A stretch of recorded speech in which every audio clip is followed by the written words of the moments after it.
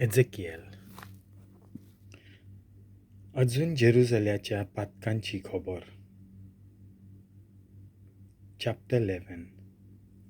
atmean म्हाका उबारलो आनी सर्वेस्पराच्या मंदिराच्या उत्तरेच्या दारवंट्याशी हाडलो. ह्या दारवंट्याचो फुडो उदेंते वाटेन आसा. थंय दारवंट्याच्या प्रवेशार 25 दादले उबे आसले. हांचे मदें जाजान्याक, आजुराच्या पुताक आनी पेलात्याक, बेनायाच्या पुताक लोकाच्या ह्या फुडाऱ्यांक हांवें देखले.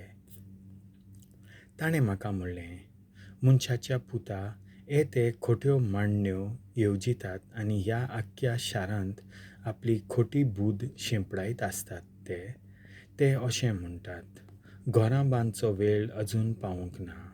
हें शार चुलीचेर दवरलोलें आयदन आनी आमी मांस. म्हणटूच तांचेर आड भाकीत कर, मनशाच्या पुता भाकीत कर. तेन्ना सर्वेस्पराचो आत्मो म्हजेर पडलो आनी ताणें म्हाका म्हणलें, अशें सांग, सर्वेस्पर अशें सांगता, इस्रायलाच्या घराण्या, तुमी सांगतात तें सारकें आसा. तुमी कितलीं उर्मट तीं हांव जाणो. ह्या शारांत तुमी खूब जाणांक जिवेशी मारल्यांत. ताचे रस्ते तुमी मारलोल्यांच्या मोड्यांनी भरल्यात. देखून सर्वेस्पर देव अशें म्हणटा, तुमी मारल्यांत तीं तुमी सगल्यांक शिंपडायल्यांत तींच तें मांस आनी हें आख्खें शार तें रांदपाचें आयदन, पूण तांतले हांव तुमकां भायर काडटलों. तुमकां तोरवारीची भिरांत दिसता, पूण हांव तुमचे तोरवार हाडटलों, उलयता तो सर्वेस्पर देव. आनी हांव तुमकां तांतले भायर काडटलों आनी परक्यांचे आदीन तुमकां कोत्तलों आनी तुमकां फावो ते निर्णय दितलों. तुमी तोरवारीन पडटल्यात. इस्रायलाचे शिमेर तुमची झडटी करून घेतलों आनी हांव सर्वेस्पर म्हूण तुमकां गमून येतलें. हें शार तुमकां रांदपाचें आयदन जावचें ना आनी तुमी त्या आयदनांत रांदलोलें मांस जावचें नात. इस्रायलाचे शिमेर हांव तुमची झडटी कोत्तलों. म्हजे कायदे तुमी सांबाळूंक नात आनी म्हजे हुकूम तुमी पाळूंक नात, पूण तुमचे भोंवतणी आसात त्या राष्ट्रांच्यो चाली तुमी धरल्यात. तर आतां हांव सर्वेस्पर म्हूण तुमकां गमून येतलें. हांव बाकीत कोत्ता आसतनाच पेलाशिया, बेनायाचो पूत, मरून पडलो. साश्टांगी पडून हांवें व्हडल्यान म्हणलें, आयज सायबा, सर्वेस्परा देवा, इस्रायलाच्या उरलोल्या जोम्याचो तूं आतां सारकोच नाश कोत्तलोय? निर्वासितांक बासायलोलो नवो कोरार. तेन्ना सर्वेस्पराचें उतर म्हाका पावलें. ताणें म्हणलें, मनशाच्या पुता, तुज्या भावांक, भयणींक, तुज्या नात्यांतल्या लोकांक आनी आख्ख्या इस्रायलाच्या घराण्याक जेरुसलेमांत रावतल्यांनी म्हणलां, सर्वेस्परा थावन पयस कडसरात. हो देश आतां आमचे आदीन केल्लो आसा. म्हणटूच अशें सांग, सर्वेस्पर देव अशें सांगता, हय, हांवें तांकां पयस राष्ट्रां मदें धाडल्यांत आनी परकी देसांनी हांवें तांकां शिंपडायल्यांत. तरी तीं गेलीं आसात त्या देसांनी हांवूच जालों तांचें ल्हानशें पवित्र स्थान.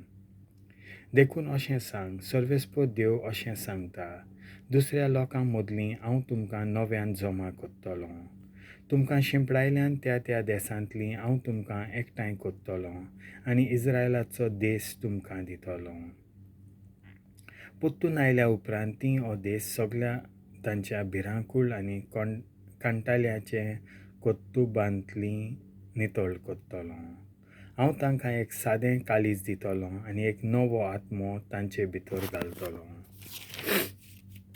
तांच्या आंगांतलें फातराचें काळीज उमटून काडटलों आनी तांकां मांसाचें काळीज दितलों. अशें तीं म्हजी समूत सांबाळटलीं आनी म्हजे निर्णय मांडून घेतलीं आनी पाळटलीं. तेन्ना तीं जातलीं म्हजी परजां आनी हांव जातलों तांचो देव. पूण जांचीं काळजां तांच्या भिरांकूळ आनी कांटाल्याच्या चालींक लोबदोन आसात, तांकां हांव ताचे वागणुके पासत फारीक कोत्तलों, उलयता तो सर्वेस्पर देव. सोर्वेस-पोराची मोहिमा जेरुजाल्या थावन उडून वेता. तेन्ना केरुबींनी आपले पाखटे उबारले आनी चाकां तांचे बरोबर फुडें गेलीं. आनी वयल्यान इस्रायेलाच्या देवाची मोहिमा तांचे वयर गेली. आनी शाराच्या माजा थावन सोर्वेस-पोराची मोहिमा उडून गेली आनी शाराचे उदेंतीक आसलोल्या porvotar tharli. तेन्ना atmean म्हाका उबारलो आनी dorxonan देवाच्या bollan Kal-deiant आसलोल्या निर्वाश्या सरशीं वेलो. आनी हांवें देखलोलें दर्शन पावलोवलें. तेन्ना जें सोर्वेस-पोरान म्हाका दाखयल्लें तें सगळें हांवें निर्वाशितांक सांगलें. देवाचें उतर हें.